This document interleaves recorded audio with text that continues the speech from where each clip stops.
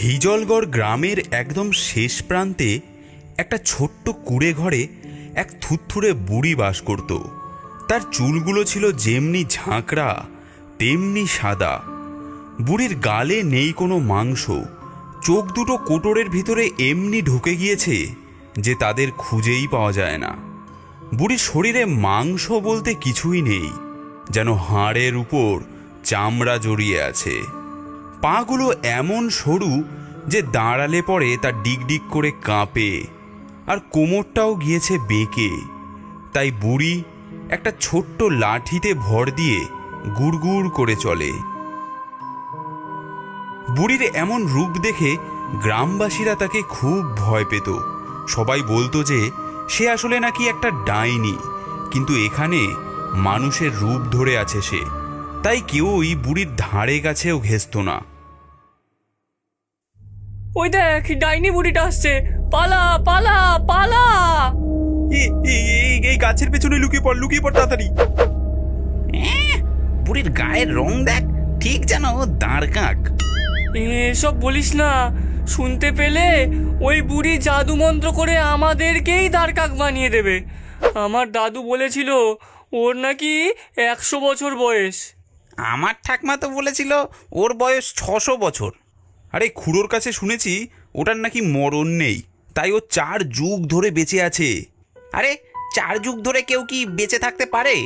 আরে ও কি মানুষ থরি, ও একটা ডাইনি। ভূত পেতনি শাকচুন্নি এদের সকলের সর্দার হচ্ছে ওই ডাইনি বুড়ি। মানুষের মতন দেখতে হলে কি হবে, আসলে ও মানুষ নয়। রাম রাম রাম রাম রাম রাম রাম রাম রাম রাম রাম রাম। আমার দাদুর কাছে শুনেছি বুড়ি নাকি এই গ্রামের একদম শেষ প্রান্তে একটা ছোট্ট তালপাতার কুঁড়ে ঘরে থাকে। তার ভেতরেই সে চিরদিন বাস করে। তার আবার নাকি জন্তু জানোয়ার পোষার শখ আছে। তার দোরগোড়ায় একটা ছাগল আর একটা বাঁদর বাঁধা থাকে। তাছাড়া অনেক রকমের সাপও আছে ওর কাছে। তাছাড়া একটা কালো ষাঁড় ওর উঠোনে সব সময় ছাড়া থাকে। আর সবচেয়ে ভয়ঙ্কর হলো কতগুলো মরার মাথা, সেগুলো বুড়ির ঘরের চারিপাশে ছড়ানো আছে। এর জন্যই ওই বুড়ির ঘরের ধারে কাছেও কেউ যায় না। কি জানি ডাইনি বুড়ি যদি কারো মন্দ করে বসে।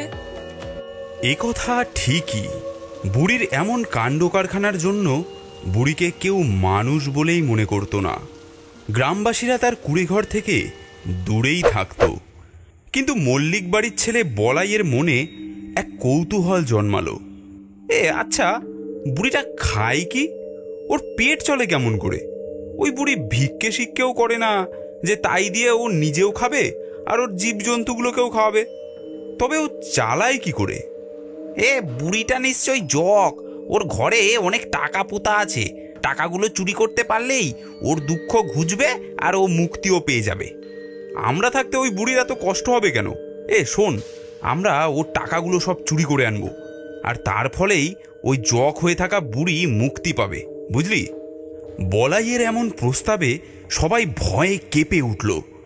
না না না না না না না, ওরে বাবারে, ওই বুড়িকে মুক্তি দেওয়ার যখন অতই শখ, তাহলে তোরা দুজনেই যা, আমি যাব না। আমিও যাব না। আমার দাদু ওই ডাইনি বুড়ি থেকে দূরে থাকতে বলেছে। দূর? তোরা সবাই ভিতর ডিম, তাহলে আমাকে একাই যেতে হবে, আর ওই বুড়ির সব জকের ধন আমি একাই নিয়ে নেব। সেদিন সন্ধ্যায় বলাই মনে মনে যুক্তি এঁটে সে একা একাই চলল সেই বুড়ির কুঁড়ে ঘরের দিকে।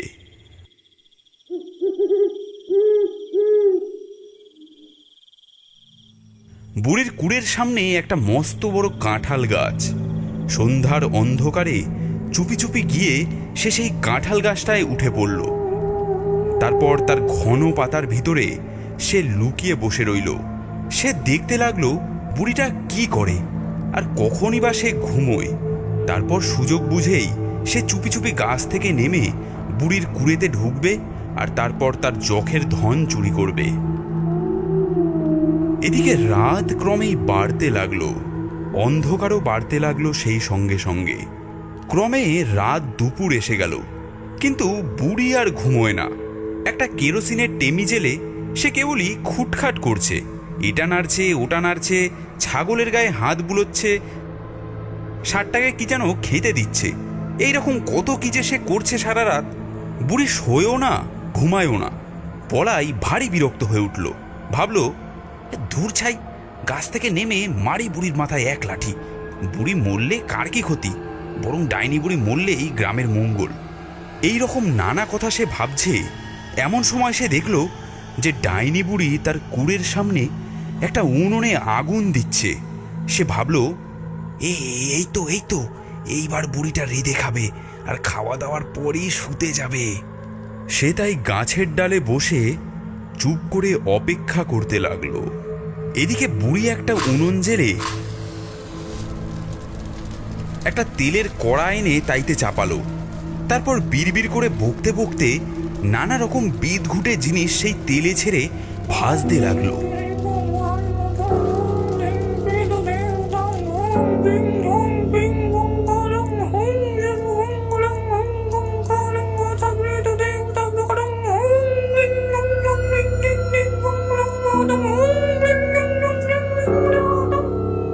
কি আশ্চর্য, এসব বিশ্রী বিদঘুটে জিনিস বুড়ি ভাজছে কেন? বলাই অবাক হয়ে বুড়ির এসব কাণ্ড কারখানা দেখতে লাগলো। বুড়িটা প্রথমে তেলে ছাড়লো এক মুঠো তেলে পোকা, তারপর কেন্ন, চড়াই পাখি, টিকটিকি, কচ্ছপের মাথা, বাদুড়ের ঠ্যাং, গুবড়ে পোকা, সজারুর কাঁটা, শুয়োরের দাঁত, ভাল্লুকের লোম আর একটা ছোট্ট মরার মাথা। একরা শিকড়, লতা পাতাও সে মন্তর পড়তে পড়তে সেই তেলে ছেড়ে দিল।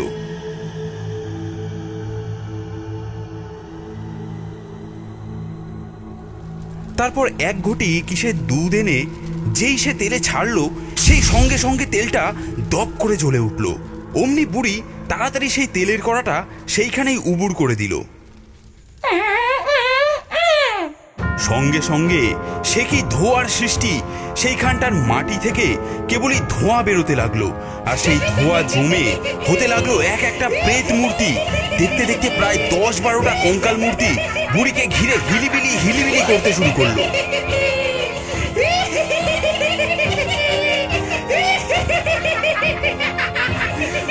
এদিকে বলাইয়ের তখন কাঁপুনি ধরে গিয়েছে। ওরে বাবারে, বুড়ি কে রে? এ তো মানুষ নয়, এ যে সত্যি সত্যি ডাইনি। এমন জানলে কি এখানে আসি? কি করে প্রাণ নিয়ে ঘরে ফিরবো রে? বুড়ি জানলেই যে গিয়েছি। গাছের ডালে বসে কাঁপতে কাঁপতে চোখ ভ্যাব ভ্যাবে করে সে বুড়ির কাণ্ড দেখতে লাগলো।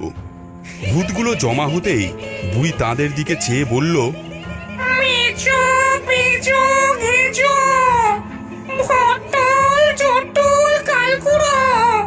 শ্মশান ঘাটের খবর কি রে? আজকে এলো কটা? 3 কুড়ি বুড়ি, 3 কুড়ি। সবগুলোর গতি হয়ে গেছে, বাকি কেবল পড়ে আছে 3টে। চনা বুড়ি, শিগগির চ, টাটকা মরা, চিবিয়ে খাবো।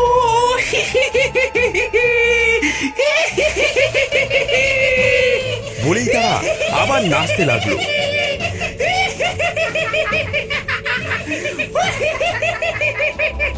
চামশুটকি, আলকাতরি, কুতকুতি, তোদের বিয়ে তো দিয়ে দিলুম, কিন্তু তোদের বোন, সেই হাড় চাটনিটার বর কোথায় পাই? বর জোগাড় করেছিস? বর? ভূতগুলোর মধ্যে 3টে পেতনিও ছিল। তারাই বোধহয় চামশুটকি, আলকাত্রি আর কুতকুতি। তারা 3টেতে এইবার নাচতে নাচতে উত্তর করলো, বর তো পেয়েছি বুড়ি, বেশ বর।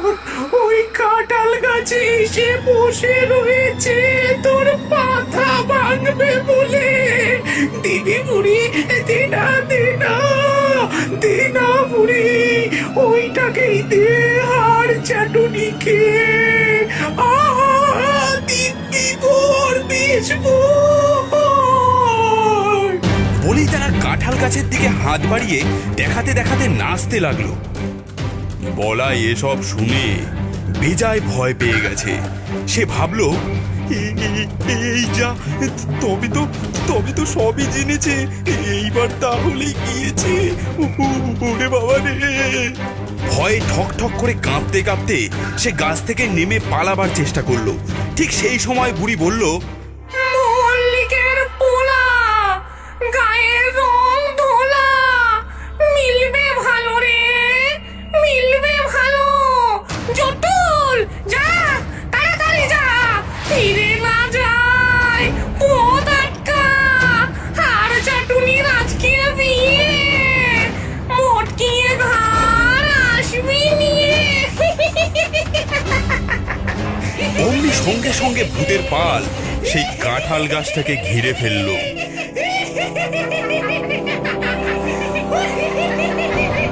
তারপরেই মল্লিক বাড়ির ছেলে বলাইয়ের দফা শেষ।